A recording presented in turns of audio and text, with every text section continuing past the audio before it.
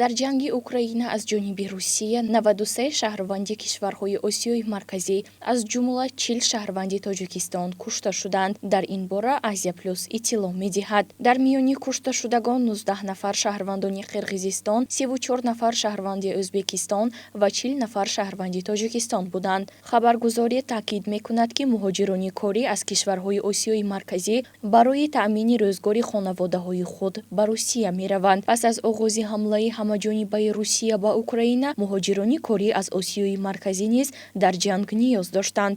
онҳо барои барқарор кардани шаҳрҳои харобшуда ва кофтани хандакҳои фиристодашуда дар Украина бисёри онҳо мефафтанд ва хешовандонашон низ моҳҳо талош доранд ҳадди аққал ҷасадашро ба ватан баргардонанд. тафтишот ҳамчунин аз саргузашти як шаҳрванди Тоҷикистон ёдовар мешавад. дар моҳи апрел хонаводаи Сулаймон Исмоилов ба рӯзноманигорон тамос гирифта буданд. моҳи сентябри соли 2022 Сулаймон ба хешовандонаш занг зада гуфтааст, ки ба ҷанг рафтанӣ аст.